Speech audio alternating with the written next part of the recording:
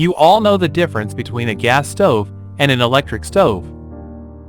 As of October 2022, the U.S. residential sector's natural gas usage for heating and cooking accounts for about 15%. However, when it comes to cooking, the number is very different.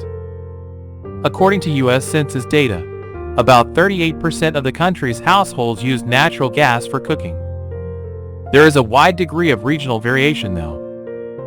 In 4 states, New Jersey, California, Illinois, and New York, approximately 60 to 70% of homes cook with gas.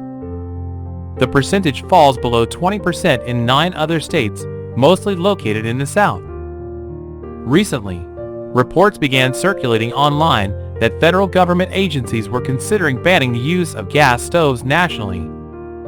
Both Democratic and Republican senators react to this news. Senator Joe Manchin writes on Twitter, "This is a recipe for disaster. Is there really a federal ban on the purchase of gas stoves? Currently, there is no ban on purchasing gas appliances. Some U.S. cities have passed legislation that would ban the installation of gas appliances on most new development projects. The bans only apply to new construction, so there is no need to replace a functioning oven." Then where did this claim come from? The claim that gas stoves would be banned federally stemmed from reports that said the Consumer Product Safety Commission, CPSC, was considering a ban on gas stoves in response to a recent study on the harmful respiratory effects of cooking with gas stoves. CPSC Commissioner writes in a tweeter, "To be clear, CPSC isn't coming for anyone's gas stoves. However, there is a rebate of $840 if anyone switches from gas to electric." White House also made it clear that there is no such ban. The President does not support banning gas stoves, and the Consumer Product Safety Commission, which is independent, is not banning gas stoves. So, what is the science behind the concerns about using gas stoves in households? Several studies have found that cooking with gas stoves releases nitrogen dioxide with other tiny airborne particles known as PM2.5, which is 30 times smaller than the width of a human hair. Both of these are lung irritants and have been linked with childhood asthma. 1 in 12, which is about 6 million children in the U.S. ages 0 to 17 years have asthma.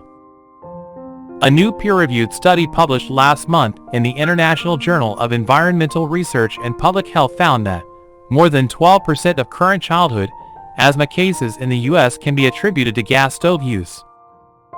Brady Seals, a manager in the Carbon-Free Building Program at the nonprofit Clean Energy Group RMI and a co-author of the study, says that in-home gas cooking produces about the same level of risk for children to develop asthma as does exposure to secondhand smoke.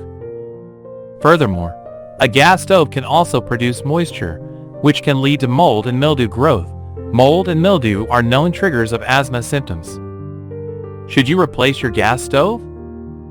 Some households may decide that the cooking benefits of a gas-powered stove outweigh the health risks, especially if children with asthma or breathing difficulties are present.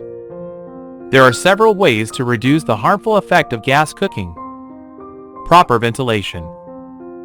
Make sure that the kitchen has adequate ventilation, such as an exhaust fan or hood above the stove, to remove pollutants and emissions from the air.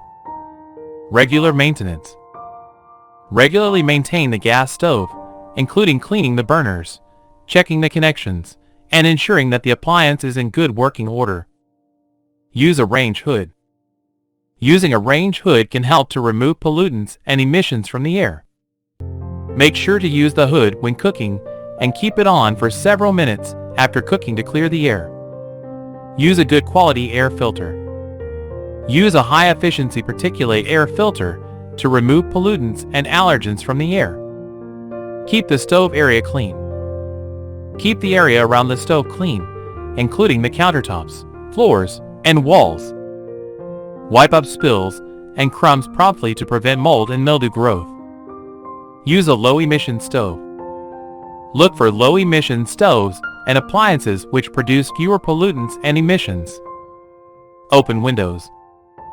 Open windows or doors to allow fresh air to enter your home when cooking. It's important to note that if you have asthma or any other respiratory conditions, you should talk to your doctor about how to best manage your condition and reduce your exposure to indoor air pollutants.